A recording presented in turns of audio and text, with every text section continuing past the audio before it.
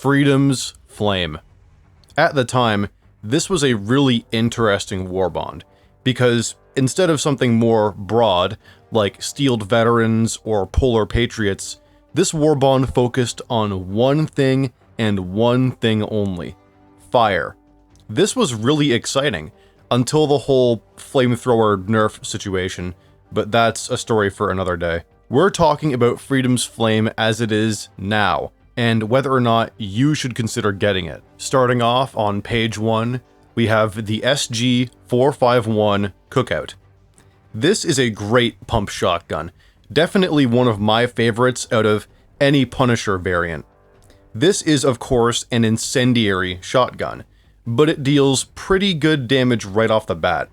320 damage with light armor pen, but the shells themselves fire incendiary phosphorus pellets. So the projectile speed is very slow, and the cookout doesn't keep the pellets grouped together when they leave the barrel, meaning that each shot has a very, very wide spread. So it's very hard to hit all of your pellets on a single enemy to deal maximum damage. However, the wide spread also means that the incendiary shells can spread fire to more enemies at once.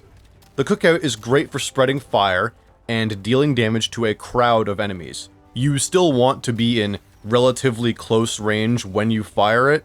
It's not like you can set enemies on fire from a long distance, but you can use it at extremely close range to deal direct damage, or at close to medium range to set groups of enemies on fire and still deal some pretty good damage.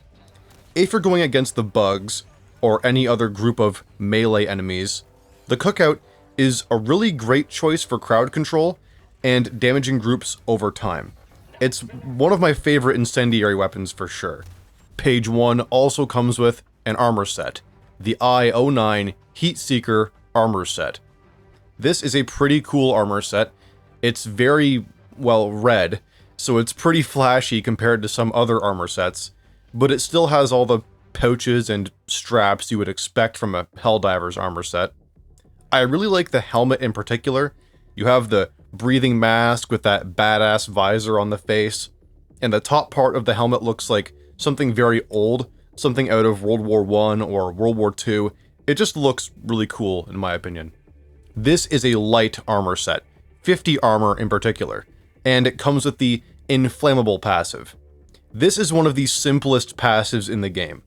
All it does is give you 75% damage resistance to fire.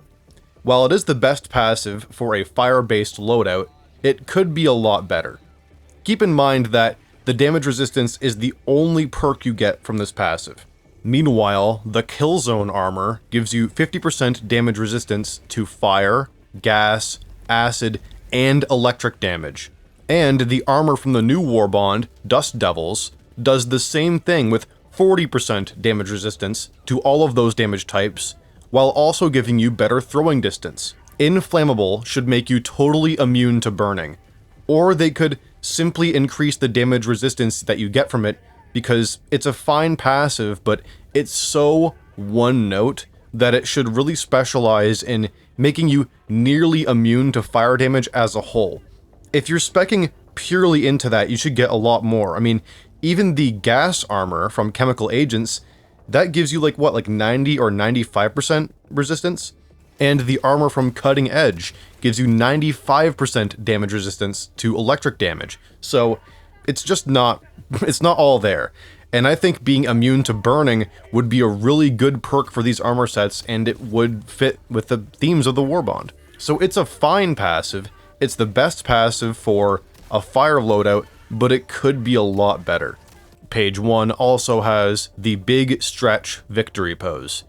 If you've ever had a mission so easy that you're yawning and stretching after, you might need to bump it up to Super Helldive. Now we're moving on to page 2. And on page 2, we have the Flam 66 Torture. The Torture is a weapon that I've been sleeping on for a long time, and for no good reason.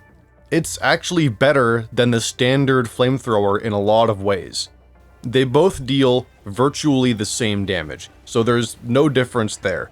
The Torture has 45 ergonomics, compared to the flamethrower's measly 5 ergonomics. That's right, 5 ergonomics. So the Torture is 9 times better in that department. The Torture does have a smaller fuel canister, but it's barely noticeable. It has a capacity of 125, while the Flamethrower has 130. This is not going to make a difference during missions, especially if you happen to reload when your canister is nearly empty. And the Torture can hold 6 fuel canisters, as opposed to the Flamethrower's 4 fuel canisters. That is a lot more to keep you going between resupplies. So if you like the Flamethrower, but you don't have a primary that you love a lot, then you should absolutely get the Torture. It's really, really good. Plus, that will leave you with room for another support weapon, so you'll have a ton of firepower.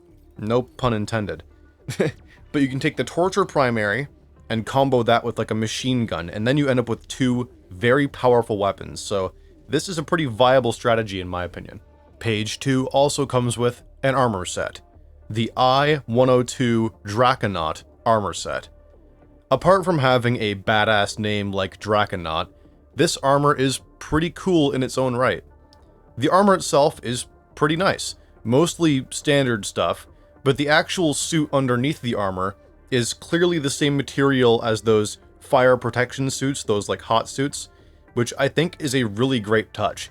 It makes the armor stand out and it looks realistic. The helmet is really cool. It has an awesome looking rebreather thing on the front with a viewport that seems like it's built to keep the light out, which makes sense considering that the user is probably staring at fire all day, and again, it makes the armor seem more realistic. And there's a weird Darth Vader thing going on at the back, but I like it. The armor passive is of course the same as the previous armor set. You get 75% damage resistance to fire. I've already talked about the passive, so there's no sense in repeating myself, but I do think that this armor set is better suited for that passive than the previous one, because you can tank even more fire damage if you're wearing medium armor as opposed to light armor. And yes, the Draconaut is medium armor. So yeah, I do like this armor set, even though I still think the passive needs a buff. This is my favorite out of the 2 sets in the Warbond. But I like the heavy armor from the Superstore more than either of these. Page 2 also comes with the Deep Reflection Victory Pose. This is great for when you want to pretend to think about something, and I do say pretend because we all know that thinking is not what we've been trained to do. Time for page 3, and on page 3, we're starting off with the Firebomb Hellpods Booster. I'm gonna be honest, this is probably one of the worst boosters in the whole game, and you might be actively harming your team by using it. This booster basically makes it so that all Hellpods spread fire on impact, which is mildly useful if you're reinforcing on top of enemies to deal damage, like, you know, landing in a crowd to kill a charger or whatever, but most of the time that's not the case. Keep in mind that this applies to all Hellpods. That means if you call in a support weapon or a resupply, you could easily set yourself on fire if you're in close proximity to the landing site. Imagine that you're frantically running away from enemies. You're low on health and you're out of stims, so you naturally call in a resupply. But you didn't notice that your teammate took Firebomb Hellpods. Your teammate probably just got you killed. That's really the problem with this booster. It's far too dangerous for the tiny benefit you actually get out of using it. The fire doesn't do enough damage to enemies to make it worth setting yourself and your friends on fire. I think it's a neat idea on paper, but in practice, it is inconvenient at best. I don't recommend using this booster at all, especially if you're joining midway into a mission and your team doesn't know that you brought this with you. You are going to get people killed. And that segues great into the Fire Safety Officer title. Pretty ironic, we just got done talking about those god-awful Hellpods. Only you can stop forest fires, and then start them inside of a Terminid nest. Page 3 also comes with a secondary weapon, and that weapon is the P72 Crisper. The Crisper is essentially just the Torture, but it fits in your pocket. It has the exact same damage, penetration, and range, of course, but with a smaller fuel canister size, and that's the gist of it. I like to bring this weapon against the bugs. It's perfect for whipping out and quickly setting enemies on fire, or lighting up the ground to deny the area to enemies and prevent them from getting to you and your friends. And it's one-handed, so you can protect yourself while you're carrying a black box or any other objective in the game, or if you're using a shield, it works with that too. This is one of the only secondaries in the game that can penetrate heavy armor. This, and the Senator, and the Ultimatum, I believe. So, the Crisper is one of the only secondaries that can damage a Charger or a Hulk through their armor. This is a great choice for a secondary. Just as long as you're being careful with it, you can pretty easily set yourself or your friends on fire, but really that goes for everything in this Warbond, so just exercise caution. Finally, we have the Thoracic Collision Exaltation Maneuver. Jesus Christ. Apart from having the most complicated name possible, this emote is pretty good. It's just a chest bump, which is great when you consider that we can actually see two divers chest bumping in the opening cutscene, so this is just delivering on expectations. In conclusion, Freedom's Flame does really well at what it sets out to do. You get a lot of really fun and interesting gear that is all based around using fire to your advantage. Even though there are a few small missteps with this Warbond, I think that it's really good overall. And it is absolutely worth getting if you want more options for incendiary weapons. You get two great primaries, a great secondary, some decent armor, and all of the other kinds of things you might expect from a Warbond, like capes, cards, and even vehicle patterns. If you like setting things on fire, this is the best Warbond for that. But if you don't care about incendiary weapons, then this is not for you. You're not gonna like this. Save this for last. Or just save up and don't buy it at all if you're not into setting things on fire.